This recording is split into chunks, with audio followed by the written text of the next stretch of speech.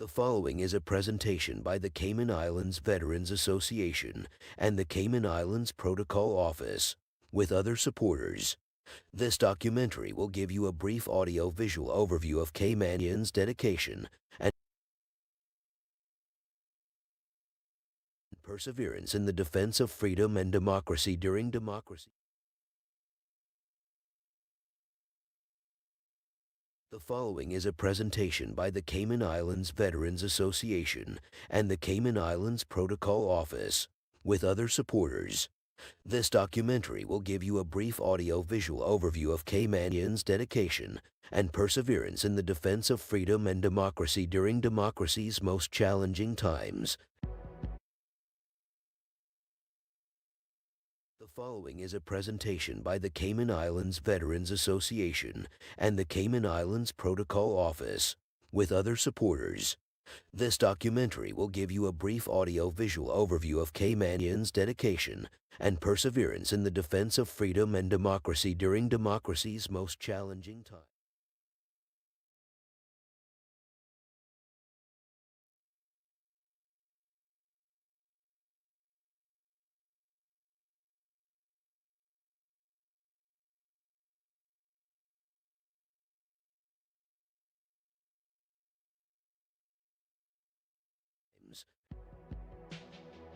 Two years ago, on the 100th. The following is a presentation by the Cayman Islands Veterans Association and the Cayman Islands Protocol Office, with other supporters. This documentary will give you a brief audio-visual overview of Caymanians' dedication and perseverance in the defense of freedom and democracy during democracy's most challenging times. 2 years ago, on the 100th anniversary, the end of World War II, I was humbled and honored to be the first Caymanian to lay the wreath at the cenotaph in London on behalf of the Cayman Islands, along with similar sister overseas territories and representatives on behalf of their respective territories. This was the first opportunity for a formal recognition of those citizens of overseas territories who lost their lives in both world wars and subsequent conflicts while serving in the UK Armed Forces. Their valiant service meant leaving their families and putting their lives on hold, setting aside their personal priorities, uncertain of whether they would return. The somber occasion of Remembrance Day serves as a reminder of just how frail human life can be. Words and ceremony cannot replace those who gave their lives in the line of duty as the ultimate sacrifice in service of peace and prosperity. Remembrance Day, therefore, is an occasion for government and the community to honor and pay tribute and express our profound gratitude to all of those Caymanians who have represented our three islands in military forces. We all must also extend similar gratitude to our fellow Cayman Islands residents who similarly gave of themselves through military service in the UK, the Commonwealth, and the Allied countries. Thank you for your service.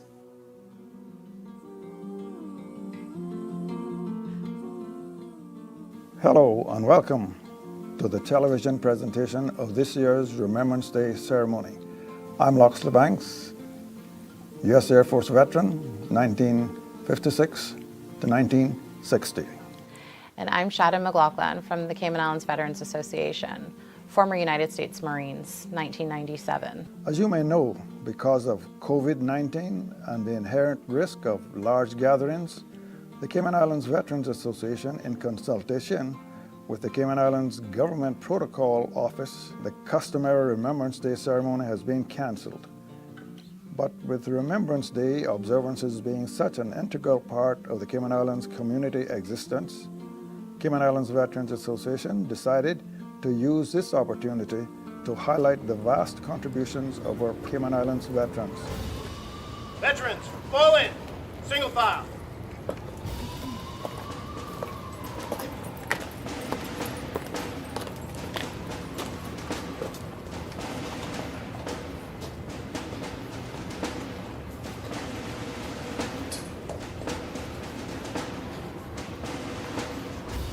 During this time of remembering the sacrifices and dedication of Caymanians and others who during democracy and freedom's greatest challenges gave their all, some made the supreme sacrifice, gave their lives, the Cayman Islands Veterans Association presents a short narrative on the sacrifices and services rendered.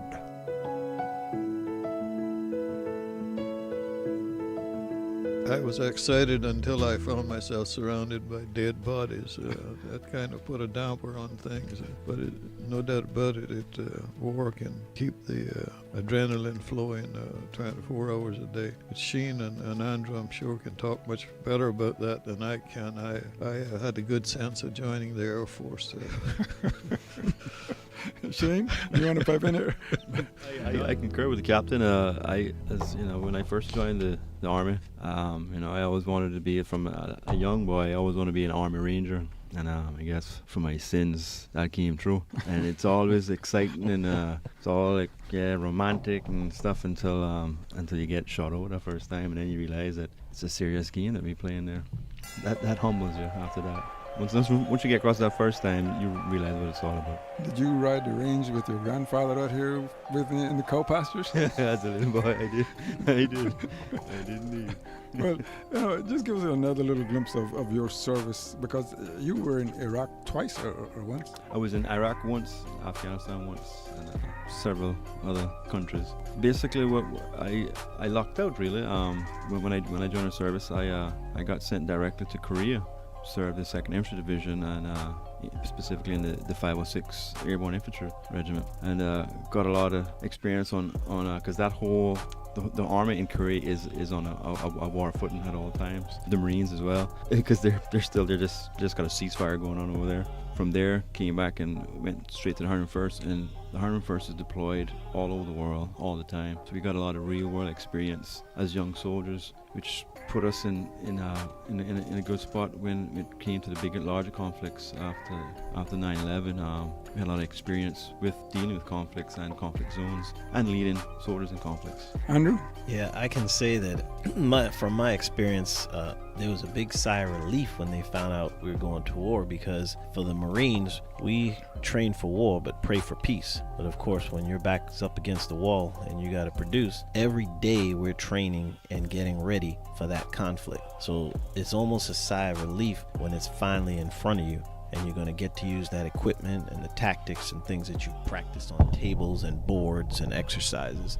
Now we're going to get to put it to some real use. But as I have to agree with my colleagues here that and my fellow soldiers in arms, that when people start dying around you and things start taking place, that's when the realities come.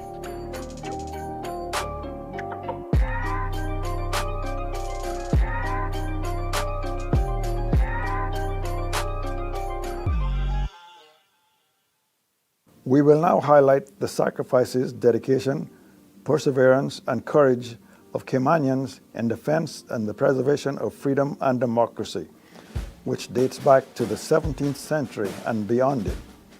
It is believed that Caymanians were serving in Teddy Roosevelt's brigade in the Spanish-American War. The mention of the brigade should raise a few eyebrows, I would think. Throughout time, Caymanians have cherished their freedom and democratic way of life. We now fast forward to the period 1912 through 1919. In this time frame, the war to end all wars, World War I, was raging.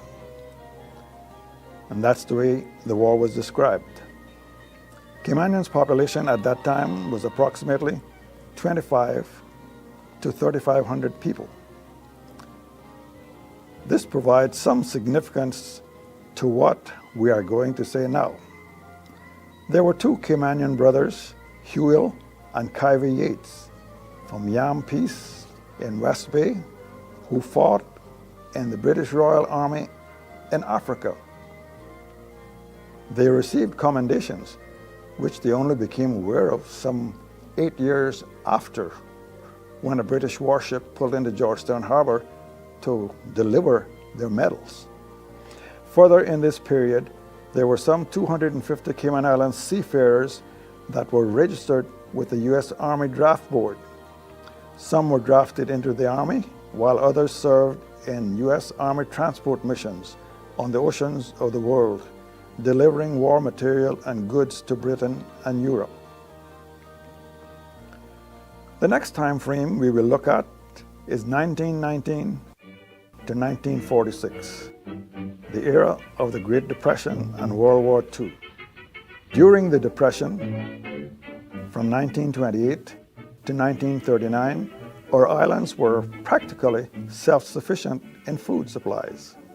Then in 1939, World War II raised its ugly head, and Caymanians again rushed to the forefront of the battle to do their part in defending freedom and democracy. The population on the islands were now 3,500 to 4,500 persons. It is estimated that during World War II, some 1,000 Caymanian men and women were involved directly in the defense of freedom and democracy. Some 150 men were drafted into the local Home Guard. Some 350 young men were conscripted to the U.S. and British Navy, Trinidad Royal Navy, serving in the Atlantic, Pacific, and Caribbean regions. Approximately 250 men were serving in the militarized U.S. and Britain's merchant marine fleet. An additional 150 were serving in direct battle roles. An example is Andrew Henning from Bogisand Road in West Bay, who went ashore on the beaches of Normandy in France in 1944 with the 101st U.S. Army Division and fought their way across Europe to the River Rhine and Berlin, taking some 11 months to subdue the German army.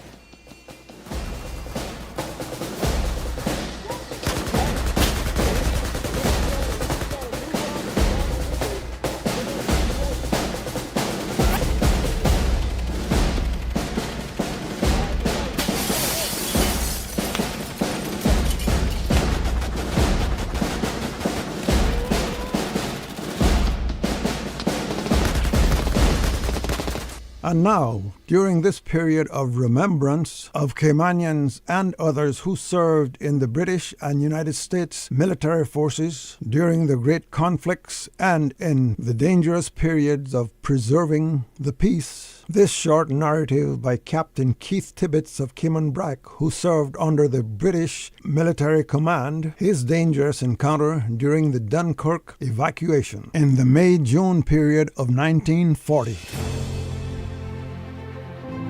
We all volunteered and went across to Dunkirk, and we took 5 lifeboats in tow. It had 95 people in them. They were all, other ships had already been torpedoed, or bombed rather. We towed them back to London. But I, as one of the gun's crew, I was manning a 12-pound anti-aircraft run from 5 o'clock in the morning until 3 o'clock in the afternoon without a break. And I can assure you I fired my part of shells because I fired over 3,000 shells that day. But I never lied word. Maybe got in London that evening, that night, then I had a good drink out that night at Corva, so we were all right. The Cayman Islands veteran and seafarer, Captain Keith Tibbets of Cayman-Brac, firing over 3,000 shells in a 10-hour setting in defense and preservation of freedom and democracy. Listen now to a short narrative by the late Bob Soto on his experiences in the Cayman Islands Home Guard during World War II, 1940 to 1945. Now, Bob, you were on home soil during World War II, that is, in the Home Guard. Tell us a little bit about your sacrifices and what you went through. Well, I remember the war breaking out, and I was 13 years old, I think it was. It was only one radio in my neighborhood, and that was Uncle Said, we called him, Truman Bodden's grandfather. And all the old people would gather on the porch to hear the news from the BBC, what was happening in the war. And I used to go out and hang out with these old men to hear what was going on. I was very interested in what was going on. And then we started a campaign here to collect scrap to ship to England to help the war effort. We collected an old aluminum pots and let's ship some cannons from the old fort back to England to use in the war effort. All the older boys, my friends who was older, became of age and they started going off to the war, to America in the Merchant Marine or joining the armed forces. Trinidad people went off to join the Royal Naval Reserve, and then they started recruiting for the Home Guard. I was 16 years old and you had to be 18, but I was 6'1". So I went up there and volunteered. I told them I was 18 because I never had a birth certificate and they couldn't prove any difference. I was born in Cuba and came here when I was 2 years old, and I never got a birth certificate until 1947. So they couldn't dispute how old I was. And I got my mother to sign that I was 18. So I got in there, and they wanted 70 men, and they could have tripled it. So I was lucky to get in there, I thought. And they recruited 70 of us, and we had a Canadian sergeant instructor, and by that time we had a U.S. Navy base here with 50 sailors and 2 bombers stationed here doing patrol for submarines, because I seen ships get blown up right in front of Georgetown Harbor going by a submarine, and the submarine come on the surface and talk to the crew. And we never had a gun here to do anything. Some of our men went out on the Simboka to pick up the men, bring them in. We went in basic training for 3 months. We had rifles and Sten guns, call them Tommy guns or Sten gun, 30-round magazine. You could cut a coconut tree in 2 with it. We got 2 field artillery pieces, 3-inch guns, and we had a lorry truck that could move them around the island wherever we needed them if it was needed. And we had some gun emplacements in Georgetown where we kept one in the gun emplacement right next to the public school. And across the street we had ammunition dump, or rifle ammunition. I did training in Jamaica with the British Army. I had 2 tours of duty over there over the years, and I took a course in artillery over there. I'd like to have been on the active army or the Air Force to do something more for the country, because Caymanians were patriotic and to the mother country, and I am still that way, even though our culture has changed over the recent years, but it hasn't changed me. I would like to see some of our younger people today step up to the plate. It's a very good thing to do, serve in the military. It taught me a lot, and I had those things that I have been a guide for my life ever since I served. I am a soldier.